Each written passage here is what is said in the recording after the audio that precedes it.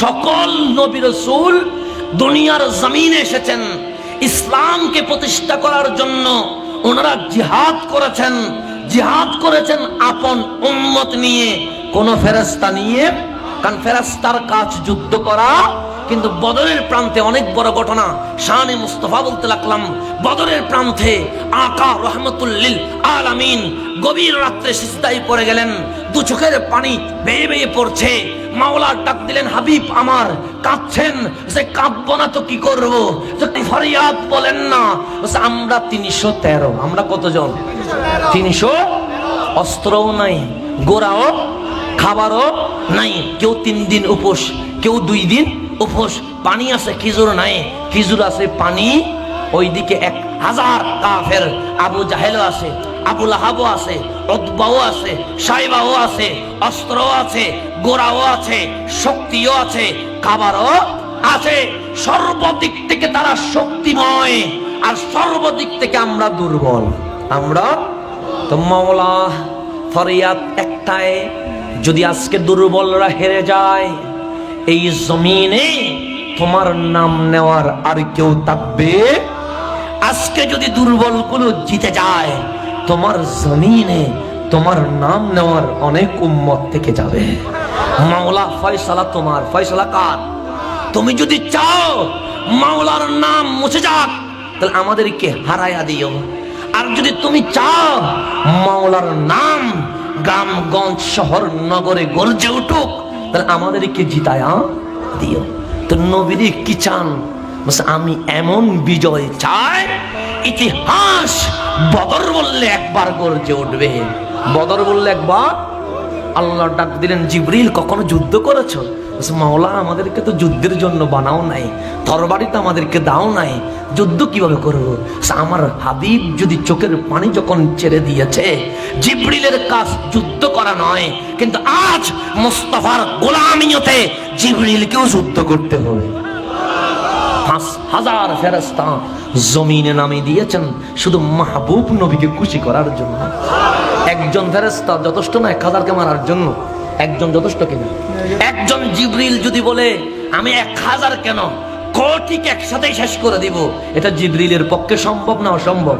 আল্লাহ বলেন না, একজন পাঠালে 2 জন পাঠালে এটা মিছিল হবে না, এটা র্যালি হবে না, এটা জুলুস হবে না। আমার নবী থাকবে, সেখানে জুলুস হবে না, এটা হতে পারে না। কে বলেছে 313? ওইদিকে যদি 1000 থাকে, আমি আল্লাহ আসমানি 5000 ফেরেশতা পাঠিয়ে আমার নবীর জুলুস কায়েম করে দিব। বিদায়া ওয়ান নেহায়ার মধ্যে বলছে। বিদায়া ওয়ান নেহায়া কে লিখেছে? ওনার নাম ইবনে কাসির রাহিমাহুল্লাহ। উনি কার ছাত্র? উনি ইবনু তাইমিয়ার ছাত্র। ইবনু তাইমিয়া উনি কে? আজকে যারা আমাদেরকে বেদাতি বন্ড বলে, ওনাদের ইমামের নাম ইবনু তাইমিয়া। ওনাদের ইমামের নাম কি? এই ইবনু তাইমিয়ার সরাসরি ছাত্রের নাম ইবনে কাসির রাহিমাহুল্লাহ। উনি আল বিদায়া ওয়ান নেহায়া কিতাবের মধ্যে লিখলেন, যুদ্ধ শুরু হয়ে গেল, যুদ্ধ শুরু হয়ে শেষ হতে হতে আসরের ওয়াক্ত হলো। আসরের ওয়াক্ত যখন হয়ে গেছে, আমার নবীর সাহাবী আল্লাহর আসমানি ফেরেশতা মিলে বদরের যুদ্ধে ইসলামকে বিজয় করে দিয়েছেন। সময় কি? আসরের সময়। কিসের সময়? আসরের সময়।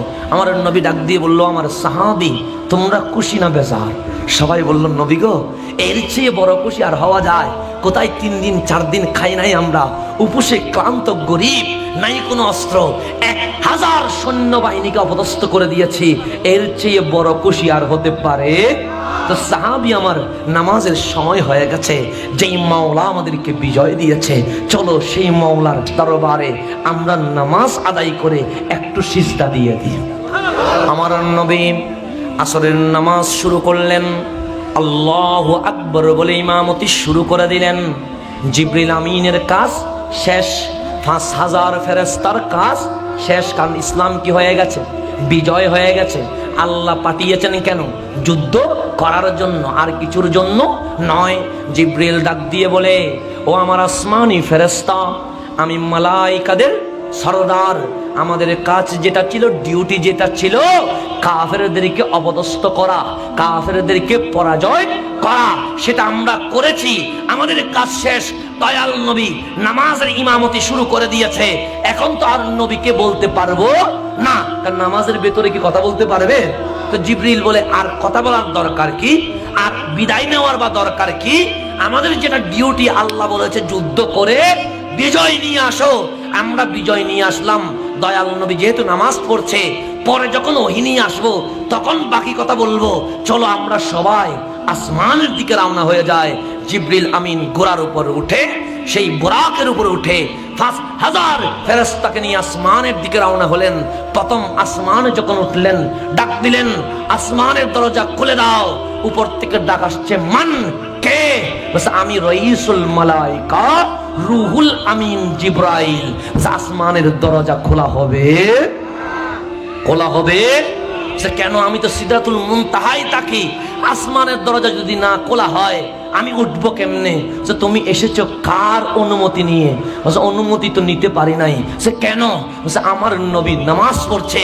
সে নবীর নামাজ পড়লে যতক্ষণ নামাজ শেষ হবে না ততক্ষণ জমিনে থাকতে হবে। যদি হাবিব বলে চলে যাও আসতে পারবে, আর আমার নবী যদি অনুমতি না দেয় তাহলে আসার কোনো অনুমতি। আজকে যে শানে মুস্তাফা, আমার নবী থেকে জিবরিল কিনে নাই অনুমতি। মুসনাদে আহমদের মধ্যে হাদিসটা আছে।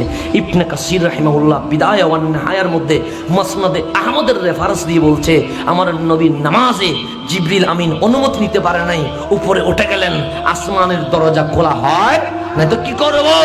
আবার জমিনে যাও, দয়াল নবী থেকে অনুমতি নাও। উনি যদি অনুমতি দেয় তুমি আবার আসতে পারবে। রুহুল আমিন নিচের দিকে নামলেন। নেমে ঘোড়াটাকে যেখানে নামাচ্ছেন সেখানে আমার নবী ইমামতি যেখানে করছেন তার 3-4 হাত আগে করে জিবরিল আমিন জমিনে নামলেন।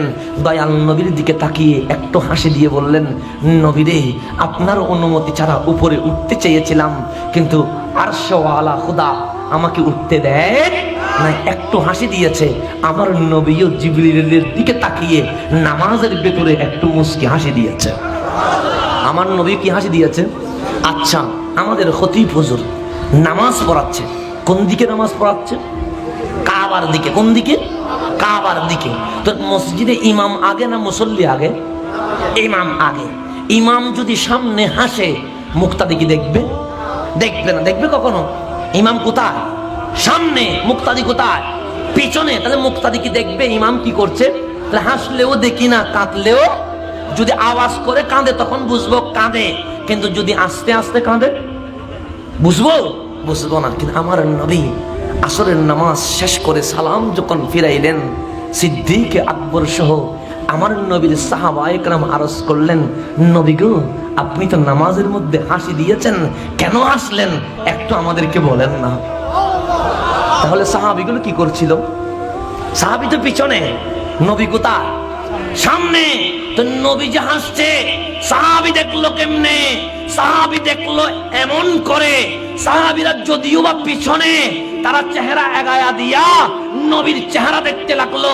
সাহাবীকে জিজ্ঞেস করেন, সাহাবী, নবী তো ইমামের কাতারে, তুমি তো মুসল্লির কাতারে, নবী যে হাসলো তুমি দেখলা কেমনে?